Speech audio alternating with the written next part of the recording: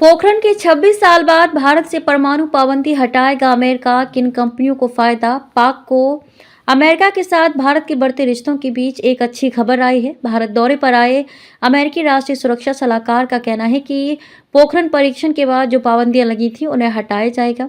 America की ओर से ये ऐलान भारत के लिए गुड न्यूज है। इसके अलावा दोनों देशों के बीच परमाणु करार भी भविष्य में हो सकेंगे।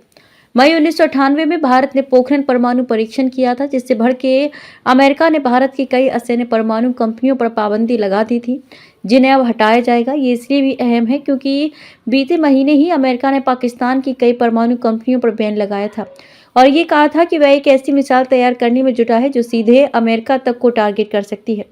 इस पर पाकिस्तान का कहना था कि अमेरिकी दावा झूठा है और उसके खिलाफ गलत कार्रवाई की गई है। यही नहीं, भारत की ओर से इशारा करते हुए पाकिस्तान ने कहा था कि यदि कोई ऐसे पड़ोसी मुल्क का सामना कर रहा है जो तमाम हथियारों से लैस है तो फिर पाकिस्तान के साथ ये जाती है।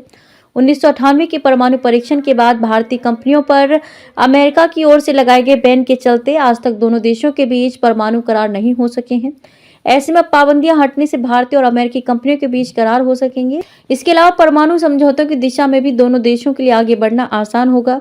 जैक सुलिवन ने आईआईटी दिल्ली में सोमवार को ये बात कही।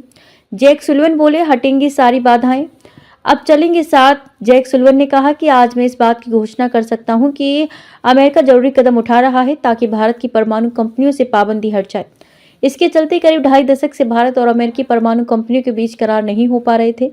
उन्होंने कहा कि इस संबंध में औपचारिक कार्यवाही जल्द ही शुरू की जाएगी। उन्होंने कहा कि इससे बीते दौर की गलतियों को खत्म करने का मौका मिलेगा। इसके अलावा अब हम भविष्य में परमाणु समझौतों की ओर बढ़ सकेंगे। उन्होंने कहा कि हमारे निजी सेक्टर, वैज्ञानिक और तकनीकी क्षेत्र के लोग आपसी सहयोग के माध्यम से आगे बढ़ सकेंगे। अमेरिका के बैन हटाने से इन कंपनियों को होगा फायदा। अमेरिका के इस कदम से जिन कंपनियों से पाबंदी हटेगी उनमें कई सरकारी संस्थाएं भी शामिल हैं। अमेरिका ने 1998 में जिन कंपनियों पर पाबंदी लगाई थी उनमें भाभा एटॉमिक रिसर्च सेंटर का department of atomic energy, Indira Gandhi centre for atomic research, Indian rare earth nuclear reactors आदि शामिल हैं। जैक सुलिवन ने कहा कि हम देखेंगे कि अगला दशक अहम होगा जब भारत और अमेरिका की कंपनियां मिलकर काम करेंगी। सेमीकंडक्टर तकनीक पर हम काम करेंगे। भविष्य की चुनौतियों को देखते हुए ये सहयोग अहम रहेगा। सुलिवन ने कहा कि सेमीकंडक्टर तकनीक पर भारत पहला देश है जिसके साथ अमेरिका काम करेगा।